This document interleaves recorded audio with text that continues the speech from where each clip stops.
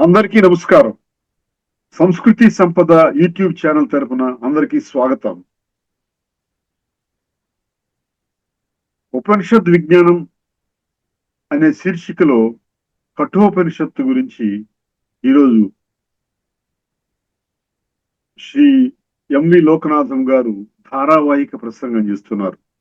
వారి ధారావాహిక ప్రసంగంలో ఈరోజు 95వ ప్రసంగం చేస్తున్నారు. శ్రీ లోకనాథం గారికి స్వాగతం. ధన్యవాదం. హరి ఓం తత్సత్. ఓం గురవే సర్వలోకానాం విషజే భవరోగిణాం నిధయే సర్వవిద్యానాం దక్షిణామూర్తయే నమః. ఓం సదాశివసమారంభాం శంకరాచార్యమధ్యమాం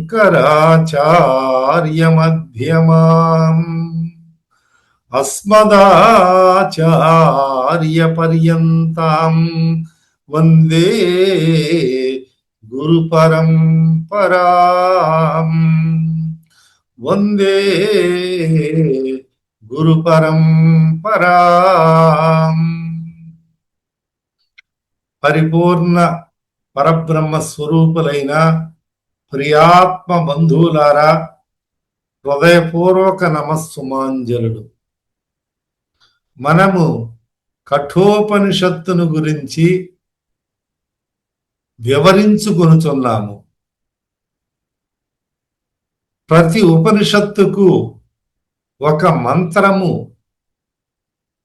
ప్రథమముగా పఠించుట శిష్టాచార్యమై ఒప్పుచున్నది కనుక ఓం సహనాభవతు సహనౌ భునక్తు సహ వీర్యం కరవావహై తేజస్వినావధీతమస్తు మా విద్విషావహై.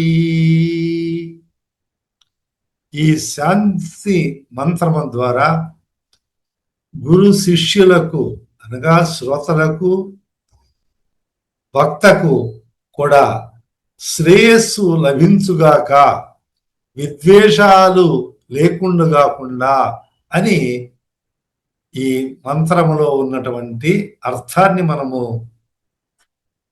వివరంగా మునుపు చెప్పుకొనున్నాం. ఇప్పుడు కఠోపనిషత్తులో కథానాయకుడైనటువంటి నచికేతుడు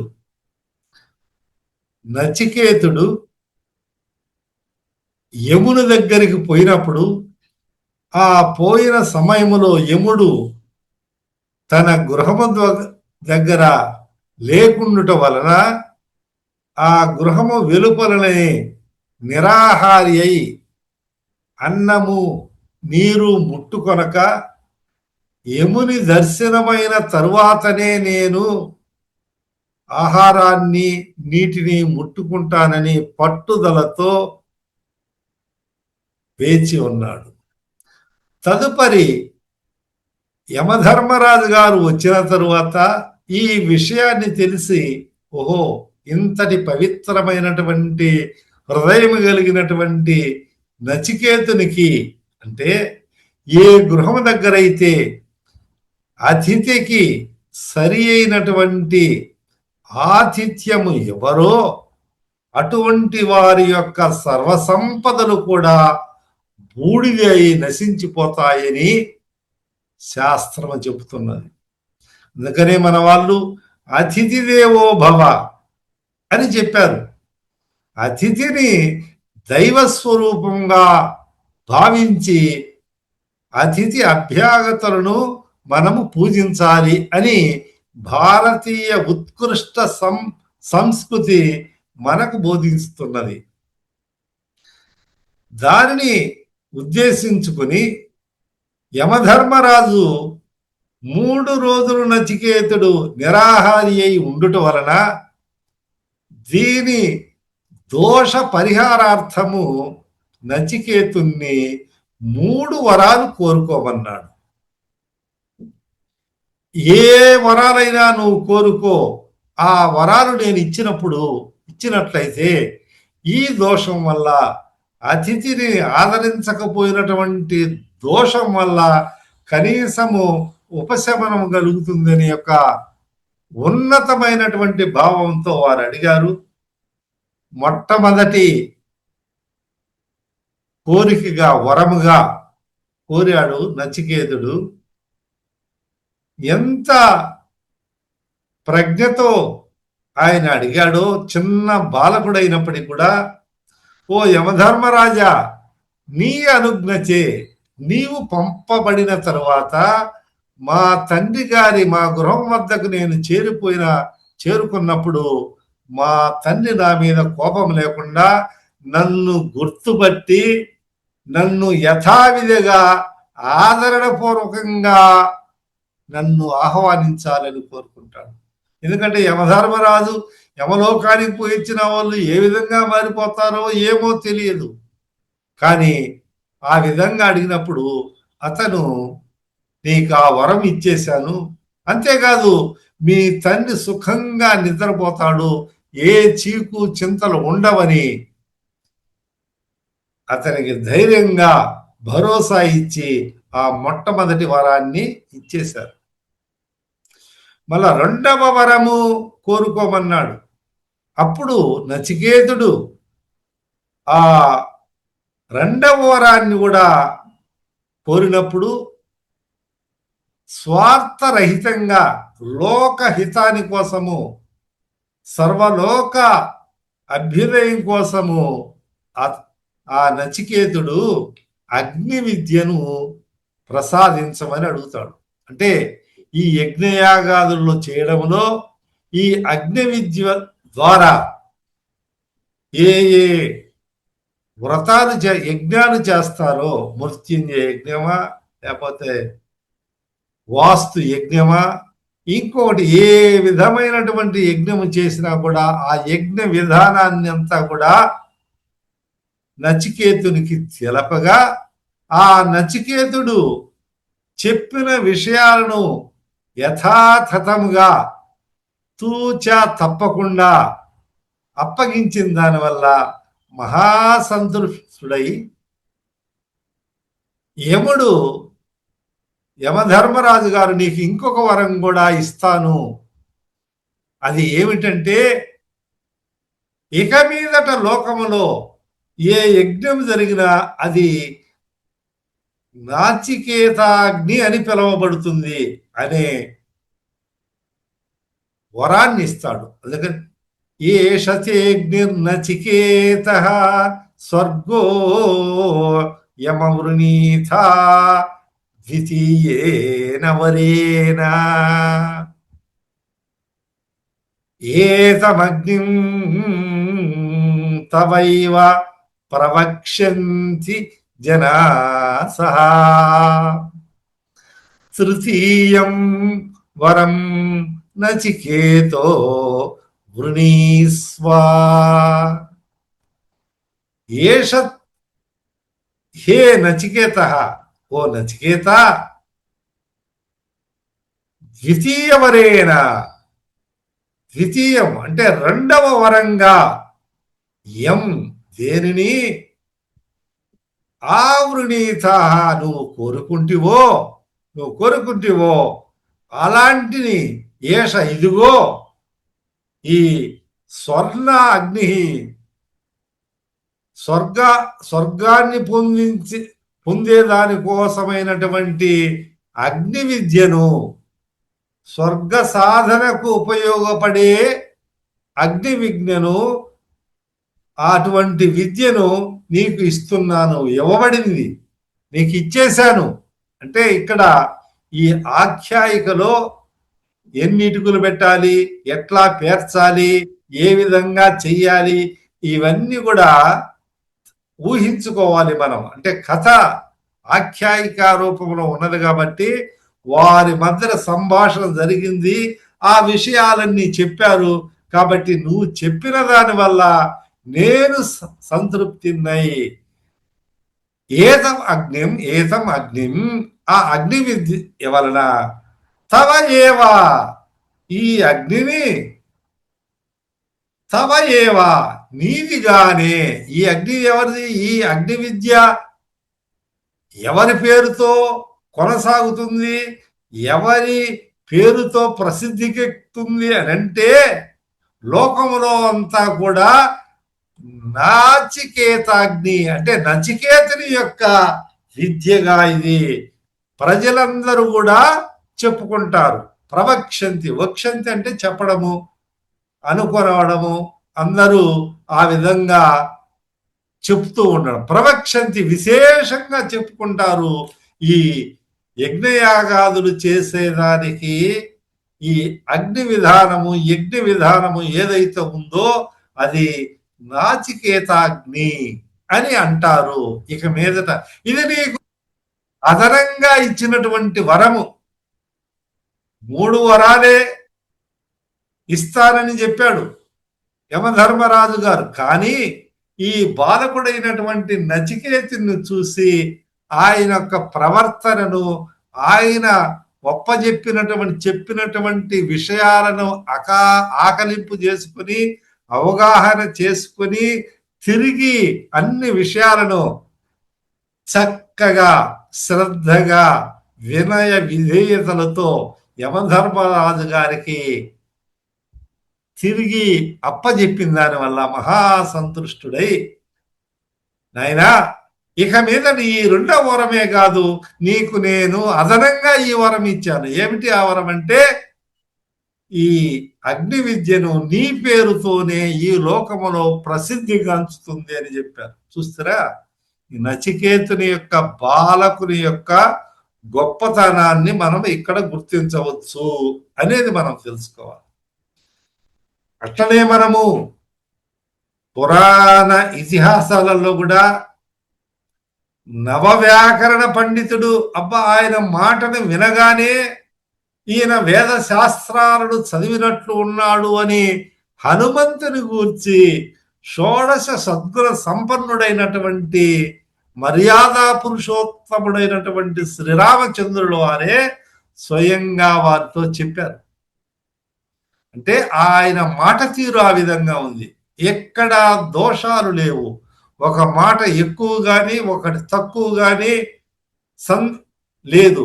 సందర్భోచితంగా ఎంత చెప్పవలనో అదే విధంగా చెప్పారు అక్కడ. ఆ రీతిగా అదే విధానములో ఇక్కడ నచికేతుడు చెప్పిన దాన్ని విని సంతుష్టి కలిగి చాలా ఆహ్లాదాన్ని పొంది తనకై తానే ఇంకొక వరంగా ఇచ్చాడు. అదే నాచికేతాజ్ఞని ఈ లోకంలో ప్రసిద్ధికెక్కింది. ఇప్పుడు మనం యజ్ఞయాగాదులు అన్ని మనము దేవాలయాలలో, ఇళ్లలో, గృహప్రవేశాలలో, ఇంకా వర్షాలు రాకపోతే వరుణ యాగాలు, ఎన్నో రకాలైనటువంటి యాగాలు, పుత్రకామేష్టి యాగాలు, ఇవన్నీ ఎన్నో చూస్తుంటాము. ఇప్పుడు ఇవన్నీ కూడా ఈ నాచికేతాగ్ని పద్ధతిలోనే జరుగుతాయని వారు సంతృప్తి పొంది ఆ విధంగా ఇచ్చారు అని చెబుతూ, ఏతమగ్నిం తవ ఏవ నీ పేరుతోనే ప్రవక్షంతి జనాసహ ఈ లోకములో ఉన్నటువంటి జనులందరూ కూడా, ప్రజలందరూ కూడా, లోకములో ఉన్నటువంటి మానవాళి అంతా కూడా నీ పేరుతోనే పిలువబడతారంటే ఒక పేరుతో పిలవబడడం అనేది చాలా గొప్ప విషయము. అటువంటి భావము నెలకొలాలనే ఉద్దేశముతో యమధర్మరాజు సంప్రీతిగా సంతృష్టి పొంది ఆ అదనమైనటువంటి వరాన్ని ఇచ్చారు. అదే నాచికేతాగ్ని. అయినా నీకు ఇచ్చేశాను, ఇంకా నీ పేరు ప్రసిద్ధికెక్కుతుంది, నువ్వు నీ కీర్తి ప్రతిష్టలు కూడా ఈ యుగాంతం వరకు కూడా ఉంటాయి, ప్రతి యుగంలో కూడా నీ పేరు తలుచుకుంటారని ఎప్పుడైతే చెప్పినారో, ఇంకా తరువాత ఏమని అడుగుతున్నారంటే, తృతీయం వరం నచికేతో వృణీష్వ. ఓ నచికేత, ఇక నీవు మూడవ వరాన్ని కోరుకో, నువ్వు అడిగినట్లు నేను ఇచ్చేస్తాను అని నచికేతునితో యమధర్మరాజు గారు అంటారన్నమాట. అంటే తృతీయ వరం, మూడవ వరాన్ని వృణీష్వ, నువ్వు వరింపుము, నువ్వు తీసుకునము, నీవు ఆ వరాన్ని నీకు ఇచ్చేస్తానని ఇస్తూ చెప్పాడనమాట. అంటే నచికేతుడు అప్పుడు తను ఏ వరాన్ని కోరుకోవాలా అని ఆలోచించి బాగా మూడవ వరాన్ని కోరుతున్నాడు. ఏమని అంటే, ఏయం ప్రేతే విచికిత్సా మనుష్యే స్థిత్యేకే నాయమస్తి చైకే ఏతద్విద్యానుపశిష్టస్త్వయాహం వరాణాం ఏష వరస్తృతీయః. మూడవ వరాన్ని కోరుతాడన్నమాట. ఈ మూడవ వరము ఏమిటి అని అంటే, ఇది ఈ లోకములో కొంతమంది ఏమో ఈ ఒక్క దేహము అంత్యకాలమున ఈ మరణము సంభవించిన తరువాత కొంతమంది ఆత్మ ఉందని, ఆత్మ లేదని అని అంటూ ఉంటారు. కాబట్టి ఈ విషయాన్ని గురించి నాకు తెలపండి అని కోరతాడు. ఆత్మ విజ్ఞానం గురించి బోధించమని. మనుష్యే ప్రేతే, మనిషి మరణింపగా ఏకే, కొందరు, అంటే మనుషులు చాలా మంది ఉన్నారు. ఈ మనుషుల్లో కొంతమంది ఏమో అస్థి ఇది, ఆత్మ ఉన్నది. మనుషుల్లో, ఈ లోకములో ఉండే మనుషుల్లో కొంతమంది అస్థి ఇది, అంటే ఆత్మ ఉన్నది అని, అయం ఇది, ఈ ఆత్మ నా అస్థి ఇది చ, లేదు అని.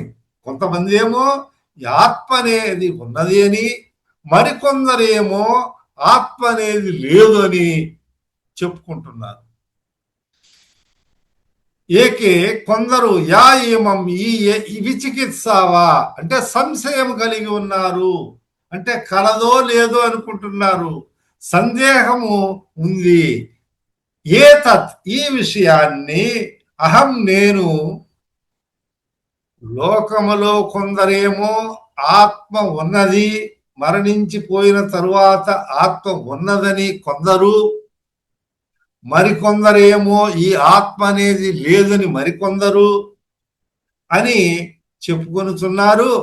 కానీ ఇటువంటి సంశయము ఏదైతే ఉన్నదో, ఏ సందేహం ఏదైతే ఉన్నదో, ఎందుకంటే ఖచ్చితంగా చెప్పడం లేదు, కొంతమంది ఉందంటున్నారు, కొంతమంది లేదంటున్నారు. కాబట్టి ఈ విషయాన్ని, ఏతత్, అటువంటి ఈ విషయాన్ని, అహం నేను, త్వయా విశిష్ట, నీవి చేత, నీ చేత బోధించబడినటువంటి వాడినై. చూస్తారా ఎంత చక్కగా అడుగుతున్నాడు అంటే, నువ్వు సర్వ విషయాలు తెలిసినటువంటి ఓ యమధర్మరాజా స్వామి, నీ చేత నేను శిష్యుడినై బోధించబడాలని ఆ వాడినే విద్యాం తెలుసుకుందునుగాక. ఏష వర, ఈ వరము, వరానాం వరములలో తృతీయ, మూడవది. అంటే 3 వరాలు కోరుకోమని మీరు తమరు చెప్పారు కదా, ఇప్పుడు నేను 3వ వరాన్ని కోరుకుంటున్నాను. అది ఏమిటంటే, కొందరేమో ఆత్మ ఉన్నది, ఆత్మ, మరికొందరు ఆత్మ లేదంటున్న మనిషి, జాతస్య ధ్రువో మరణం, ఈ ధ్రువస్య, పుట్టినవాడు చావక తప్పదు. అంటే జాతస్య ఎవడైతే పుడతాడో వాడు మరణించాలని శాస్త్రం చెప్తున్నది. అదేమో అందరికీ మనం చూస్తున్నాము. కానీ ఈ ఎవరైతే ఏ మనిషి అయితే మరణిస్తాడో అప్పుడు ఆ మనిషికి ఆత్మ ఉందని కొందరు, ఆత్మ లేదు అని మరికొందరు ఇటువంటి డోలాయమైనటువంటి సందేహమైనటువంటి సంశయమైనటువంటి ఊగిసలాటలో ఉన్నారు. ఏది నిజము ఏది కాదో యథార్థమైనటువంటి విషయాన్ని నేను త్వయా అవశిష్ట, నీ శిష్యున్నై. చూడండి, నీ శిష్యుడిగా అన్నప్పుడే ఆయన హృదయం కరిగిపోతుంది. నువ్వు గురువు అన్నప్పుడే ఆ చెప్పే వాళ్లకు మహాసంతుష్టుడై ఆ గురువు ఇంకా ఎన్నో విషయాలను తెలియజేస్తాడనమాట. ఈ అడిగే విధానంలో కూడా ఆ నచికేతుడు చాలా ప్రజ్ఞను ప్రదర్శిస్తాడనేది మనము తెలుసుకోవాలి. కాబట్టి నీ శిష్యున్నై నేను నీ చేత బోధించబడిన వాడై విద్యాం నేను తెలుసుకుందునుగాక. ఏషవరహ, ఈ వరాలలో నీవిచ్చినటువంటి ఈ వరాలలో ఈ వరము తృతీయ మూడవది అని నచికేతుడు యమధర్మరాజు గారికి విన్నవించుకుంటాడు.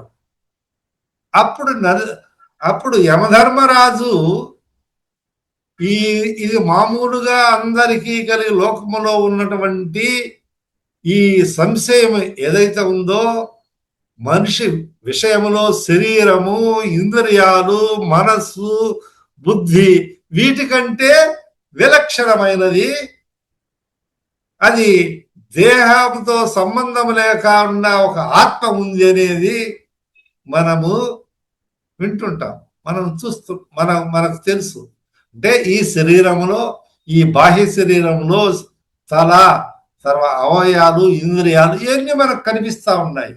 కానీ మనస్సు, బుద్ధి అనేది కూడా మన మనస్సుతో మన మనసు ఉంది, మనస్సుతో ఆలోచిస్తామని మన మనసు రకరకాలుగా పరిగెడుతున్నది.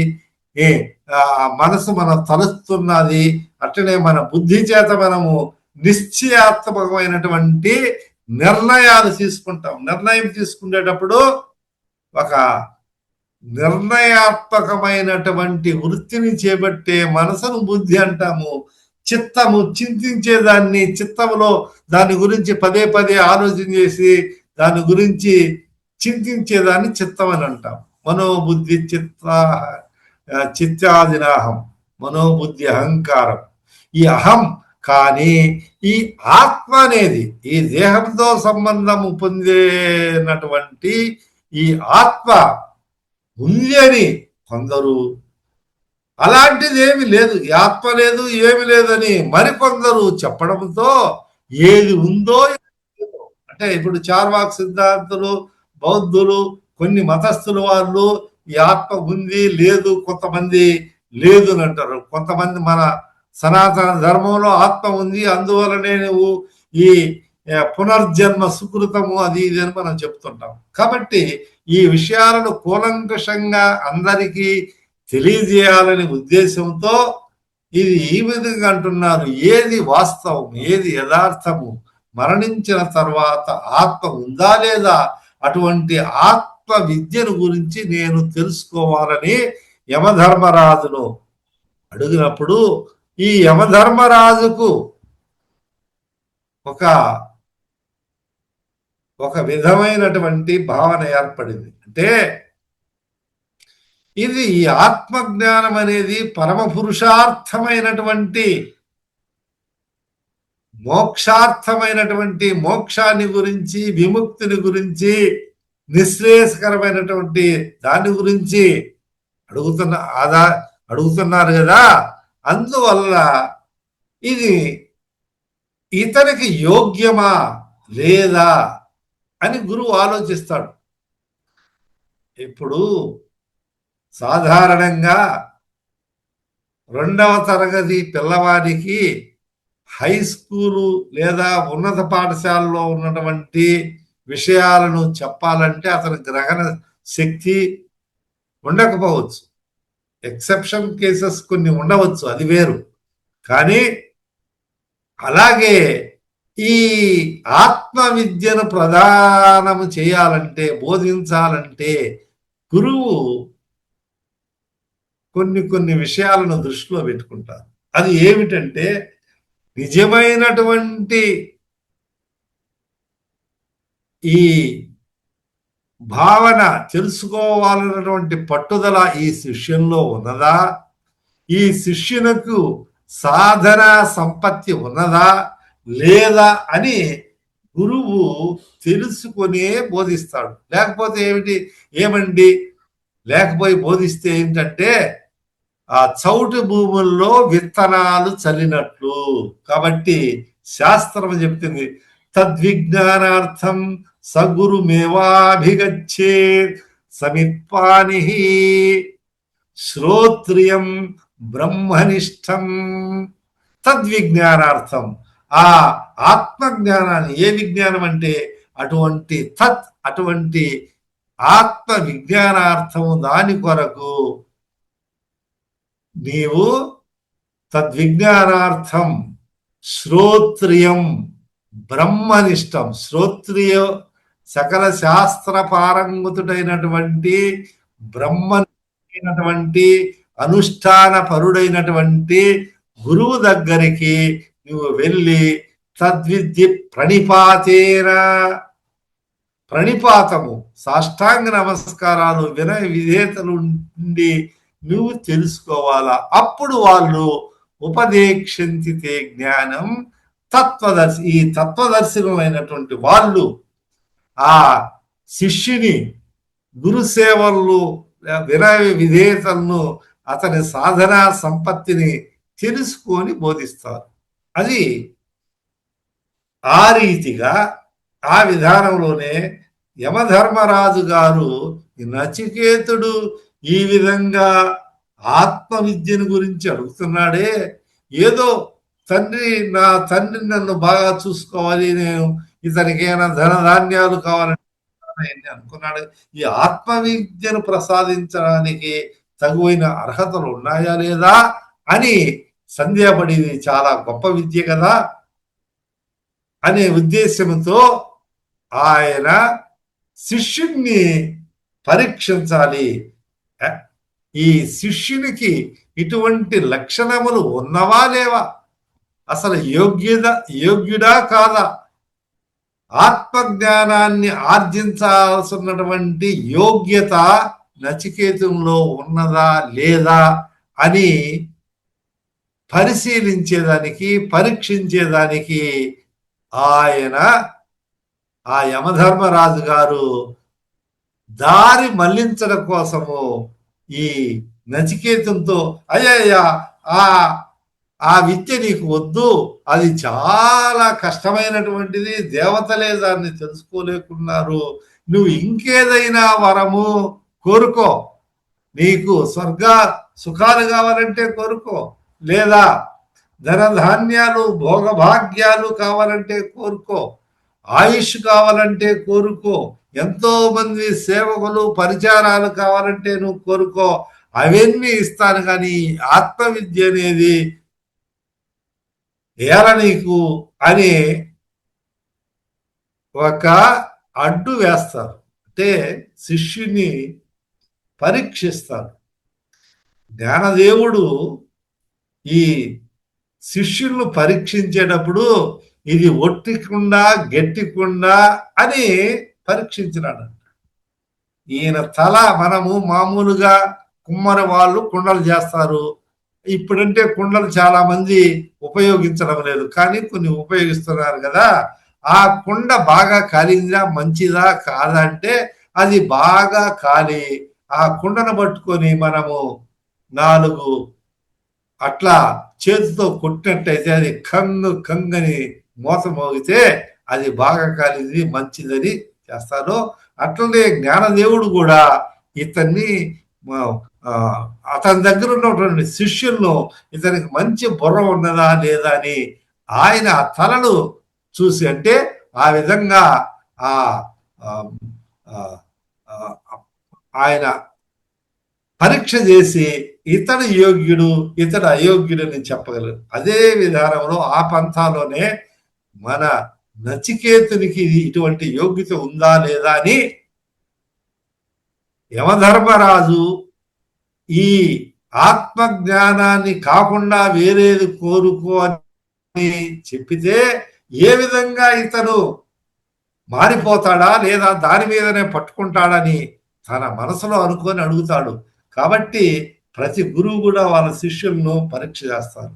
తదుపరి విషయాలను వచ్చే ఉప వచ్చే ఉపన్యాసంలో మనము వివరంగా తెలుసుకుంటాము. ఓం సహనాభవతు సహనౌ భునక్తు సహ వీర్యం కరభావహై తేజస్వినావధీతమస్తు మా విద్విషావహై. ఓం శాంతి శాంతి శాంతి. హరి ఓం తత్సత్. ఉపనిషద్ విజ్ఞానంలో కఠోపనిషత్తు గురించి ధారావాహిక ప్రసంగంలో ప్రసంగించిన శ్రీ లోకనాథం గారికి ధన్యవాదాలు. ధన్యవాదాలు.